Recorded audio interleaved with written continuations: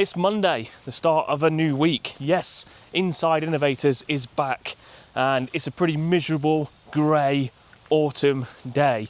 I've already been to a site in Nottingham, and on the way back I thought, I've got to stop here and look at this wonderful woodland, this snaking river cutting through with these big willows overhanging and split out and all gnarly. Perfect riparian environment. Anyway, lots to do this week, so we better get cracking.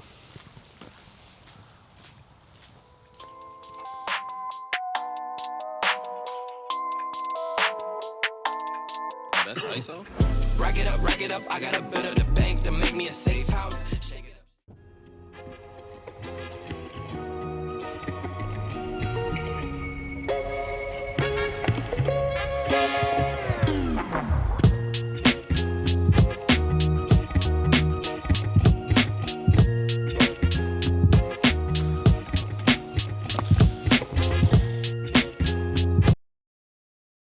First job of the week done.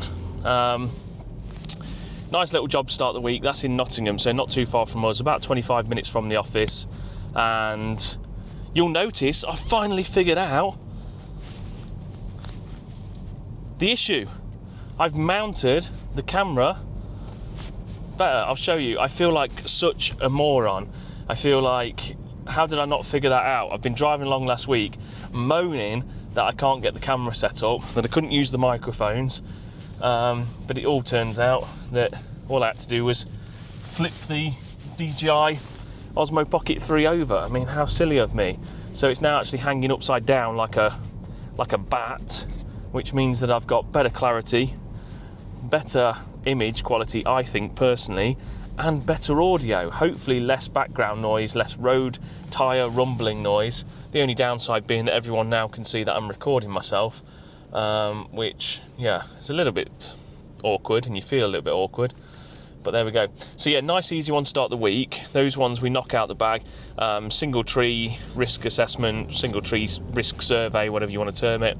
So yeah, not much write-up on those. The Valid Tree Risk app does a really good job of processing that data for us, and it puts it into these really nice formatted one-side A4, which has a tree location map in the top left corner. It has a bit of a tree schedule and a breakdown. So we don't really need to do a lot with those in terms of write-up. We don't provide a massive report for the price we charge for those jobs. It is literally running it through the Tree Risk app. We use the bits we can find, the bits we can fill out on the Tree Risk app for that, and they get provided with that A4 sheet and a little bit of a sort of summary, technical summary email from us. We do a desk study, so we find out if it's TPO'd in a conservation area, those sort of things, in case we're prescribing management works. But yeah, that's generally it. Right, back to the office. I've got quite a bit to sort out today, so it's back to the office. So it's just gone 6:15 and I'm heading into Mansfield. I've got to nip to Curry's and pick up another DJI product. Yes, another DJI product. I'm pretty sure this company is held together by DJI and ChatGPT, and I really hope that the UK government doesn't bring in the ban on DJI products like America are proposing, because I think we've got 5 DJI drones now, along with the Osmo Pocket 3, which I'm filming this on, DJI mics, DJI mobile. There are just so many DJI products. But anyway, managed to get a load of stuff done, got the TPO applications done, already had approval for one of the trees that we looked at last week. If you haven't checked that episode out, make sure you go back and have a look at the first instalment of these weekly vlog series. But yeah, already had permission through, permission granted to remove one of the Scots pine trees that we picked up, the dead ones, last week. Yeah, and managed to get a few other things done, got some quoting done and a bit of invoicing done, and then it's all hands on deck to prep for tomorrow's drone, videography and photography filming project with Saint-Gobain or PAM, Saint-Gobain PAM UK. So we've got a bit of filming to do with them, 40-ton excavator to go and film, and a new piece of equipment, so really exciting. But yeah, just had to go and pick up another product from DJI that we need. We don't need it for tomorrow necessarily, but we do need it because I've noticed that my Mini 3 Pro seems to be having a few glitchy, weird issues with the remote control and signal loss. So I'm going to continue my journey, and then that is it for Monday. Wrapped up, lots of stuff done.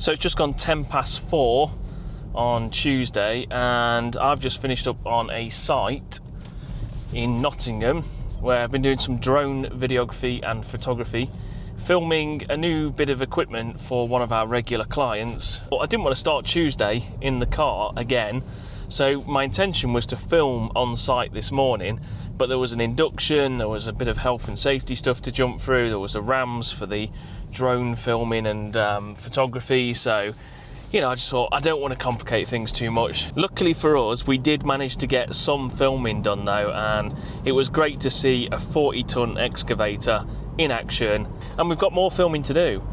We've got to go back to that site and film this new bit of sort of ancillary equipment in action once they've managed to get over a few little teething issues. But all in all, fantastic day as always with that client. There was a little bit of standing around, and there always is with these jobs. Construction projects, there tends to be quite a bit of sort of stop-start while they get sort of machines in place, things set up, they get the people in the right place, everything's orchestrated. You know, there's a lot of moving parts on a construction site, so I don't envy them at all for trying to get all the logistics to come together at the same time. But we'll go back out and film them. But we had a bit of a disaster. I'm now on my way back into Mansfield. If you remember yesterday, we ended up, the day finished up heading back from Mansfield. So we went and bought another drone, or I went and bought another drone. You'll notice I say we quite a lot.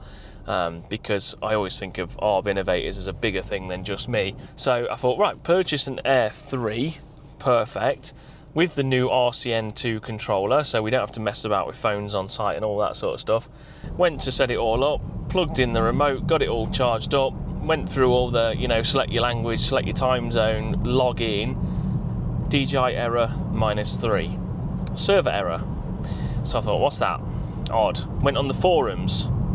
Loads of people, world of pain with the DJI RCN2.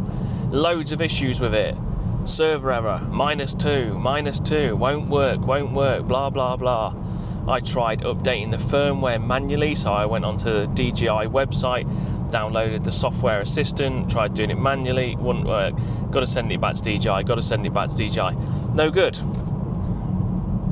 That's where we're at.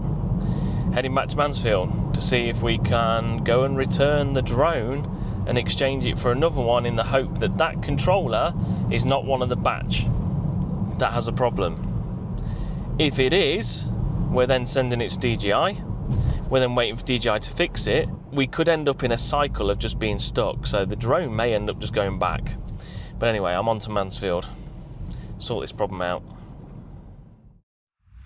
Well, it's Thursday morning and I'm heading round the M42 on my way back to Dudley.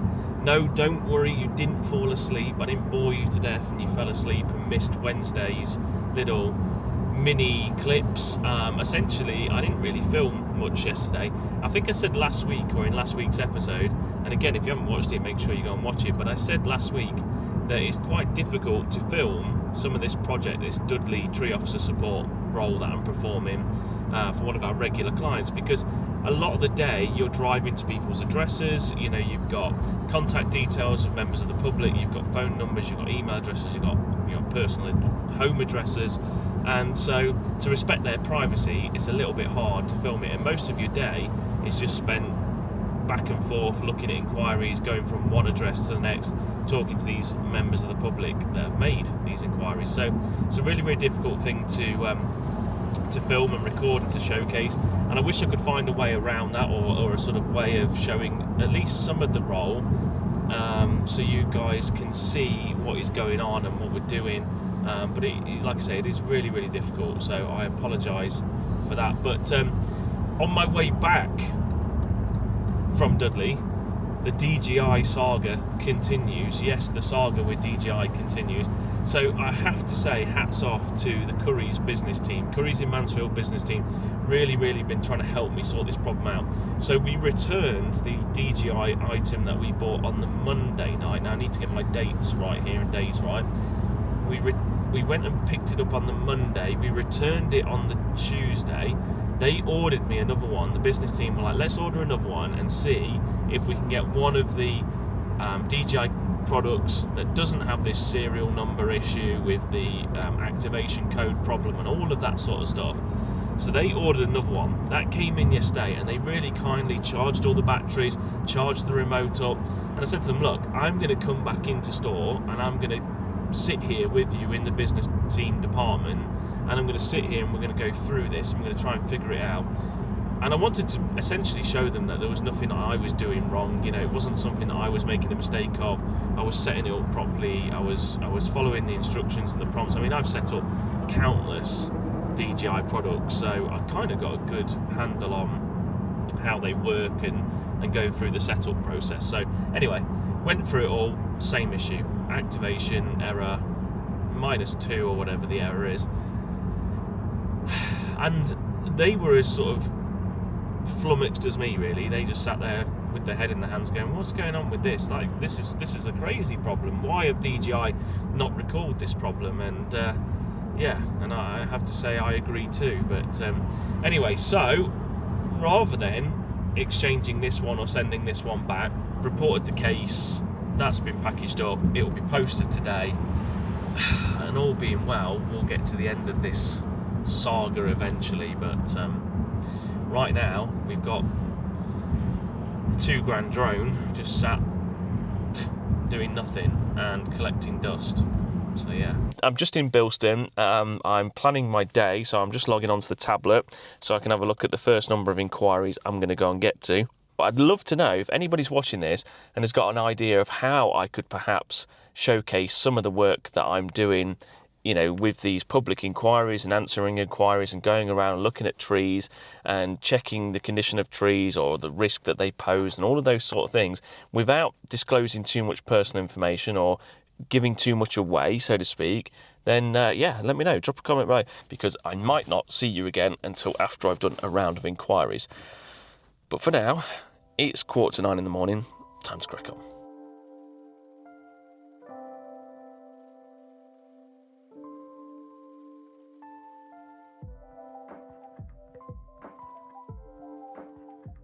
So it's just gone 10:15, and I've retreated to the conservatory because the whole house is in bed, so I didn't want to make too much noise. Another busy day, another end to a busy day, wrapped up. What a day it's been. I'm starting to feel these miles, you know, doing so much mileage is taking its toll. Last week I did close to 1,000 miles. This week I've done 600 miles already, and got a trip to Coventry tomorrow, so another big day. So probably by the end of this week, another 750 miles. So yeah, really starting to take its toll. I'm feeling drained, I'm feeling tired, but got a few things wrapped up. So the job we went to in Nottingham on Monday, managed to get the valid tree risk report and assessment done, and I'll show you a little bit of that so you can kind of see how we format those. We've kind of stripped it out a lot. For bigger projects, we'll include a bit more of a report and a bit more of a write-up.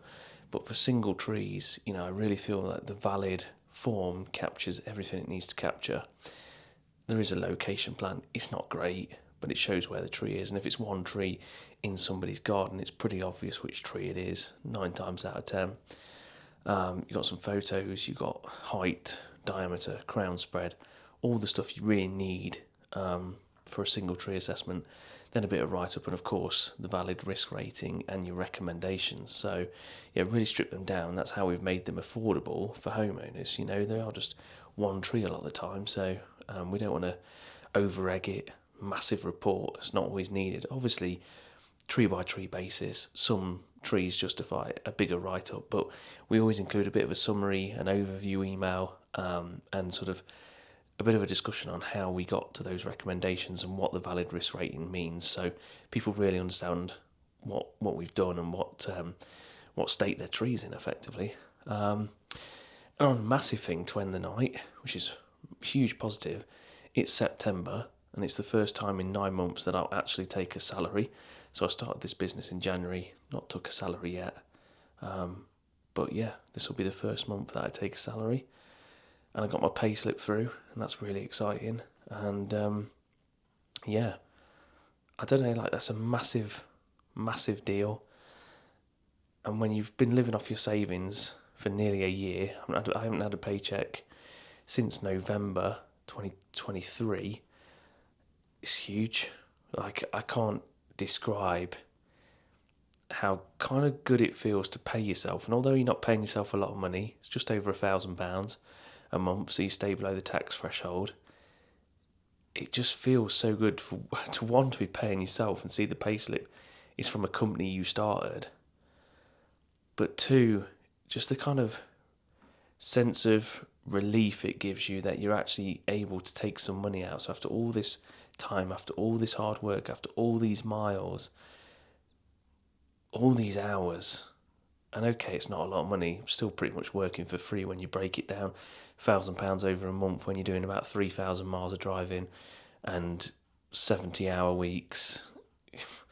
You know, it's not a lot. I'd earn more money working at McDonald's, but it's just massive. So to go to bed on that tonight, yeah, that's a real, I don't know, I suppose I can sleep easier.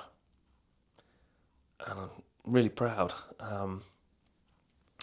It's a big deal. It's a big deal. I'm not going to get emotional. I'm tired. I'm getting emotional. But it's a big deal.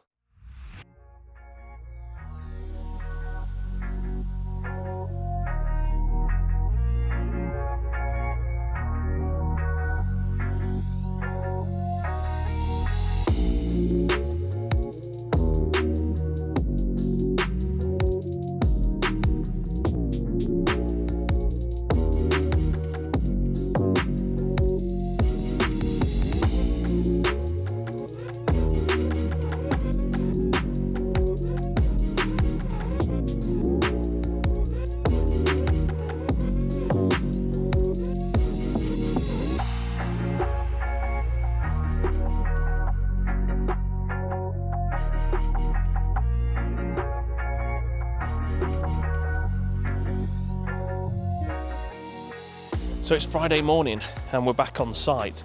We're back at the site in Coventry that we were at last week when we started Inside Innovators, the first episode. If you haven't watched it, make sure you go and watch it. But today we're here with Ben from Landmap Surveys carrying out the topographical survey. So as a company, we offer topographical surveys, but we're very, very honest with our clients that we don't actually carry them out ourselves. They're carried out by Ben, somebody we've been working with now for 6 to 9 months, really since the business started.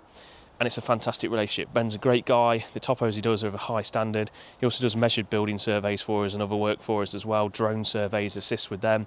But yeah, we've been using him, and that kind of relationship is pretty mutually beneficial. You know, we know that our clients are going to get the topographical survey at the quality they expect with a top company that really do communicate well with us, really honest with us, and in return, we know that our client are getting the topo that they need. We're getting the topo that we need for tree surveys and other things, so we know we're plotting our trees accurately. We make a tiny little bit for admin and covering our time to liaise back and forth with Ben, and also to check what's been done and make sure that everything is done the way we expect it, the way our clients expect it, and also the way Ben expects it. You know, he is a professional outfit, carries out these surveys under his own name for his own company. He's also similar to us, pretty young, establishing business. So yeah, really good to see.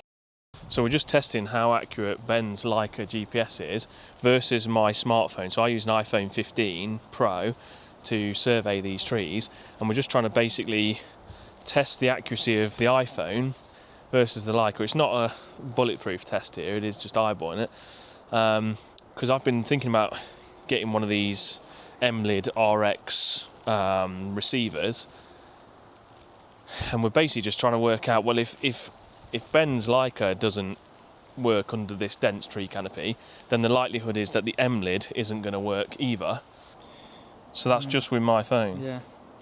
Which I don't know how accurate that is. But it's Look bouncing how much about. It bounces about. I know. So this is it. When even on here, when you get 5 meters, it can throw it out. It's thrown it out 50 meters before, and maybe. So the M lid probably won't work. No, it's all about your dilution of precision.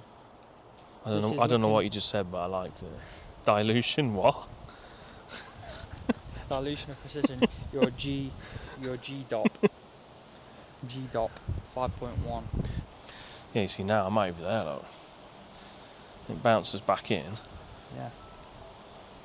So look, in one moment you're like, yeah, I'm in the right place, but then it could. I mean, it's not doing a bad job.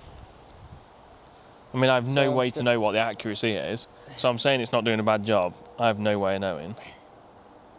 Like, I can't see what you can see. I can just see a dot bouncing about. Well, see, this is saying. And so far, it's not looking like it's going to be a great solution for what we need. But I'm trying to find something that is more accurate than the phone, more reliable than the phone, so it picks up a signal or a GPS coordinate much quicker, but actually is just reliable. Not for development stuff, not for anything like that. Pure and simply for risk surveys or where we've got dense stands of trees.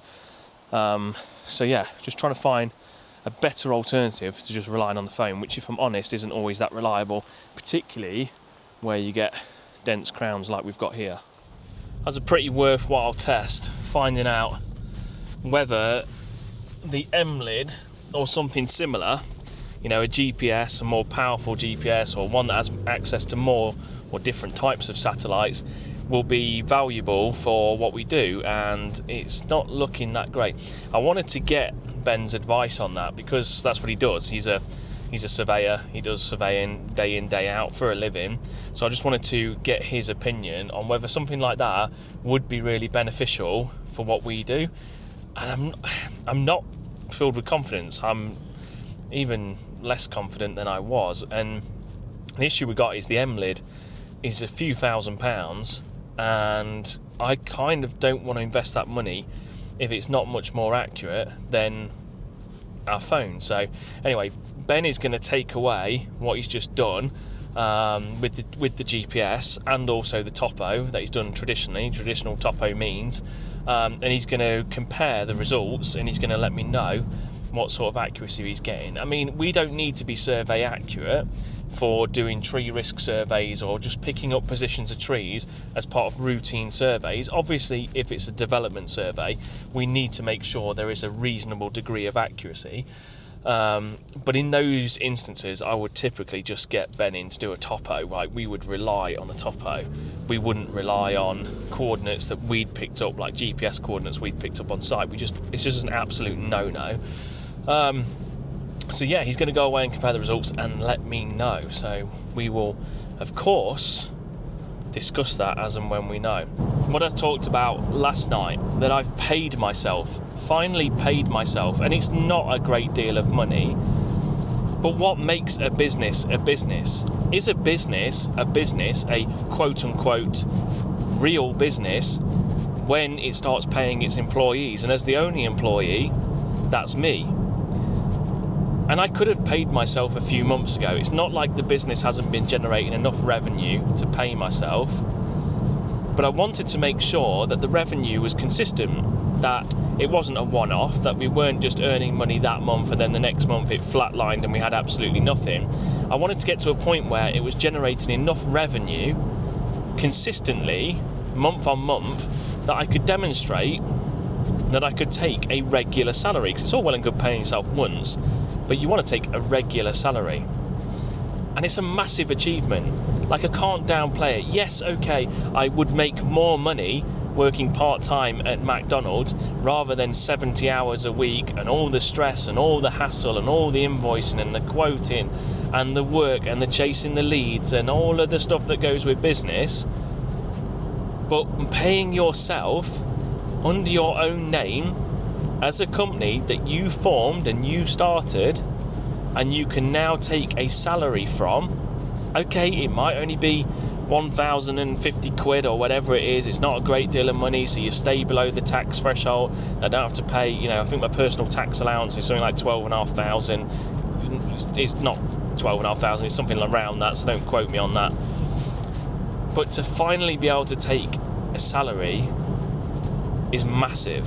It's honestly massive. And okay, I've had to scale back. I have had to trim down what I spend my money on. I don't have the disposable income I did this time last year. But you know what? None of that matters. None of that matters. To finally say that you're a real company because you're paying yourself, because you're generating revenue to pay yourself, is massive. And actually, it makes you work even harder. Because had I been taking a salary or drawing a salary from the very start and not living off my savings, or I'd had a massive amount of savings to live off, which I don't, my savings have been absolutely wiped out in the last 9 months.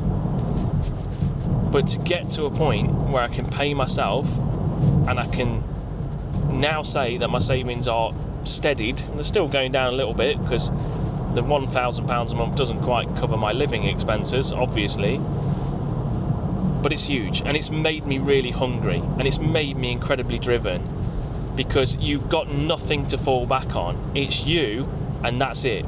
The line stops with you. If you don't bring in that money, if you don't grow the business, if you don't drive that revenue,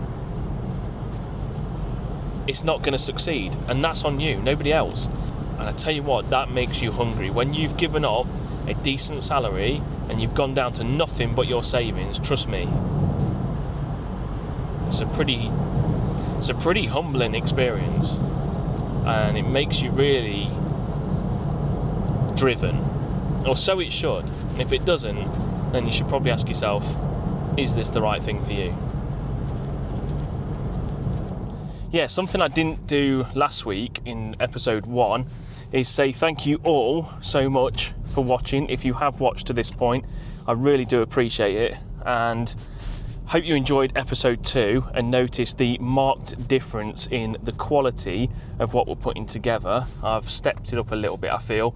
Still find it a little bit tricky to record and show everything, and he says he stepped up the quality as the sun, the low-lying sun, hits my face and blocks half of my face off, but there we go.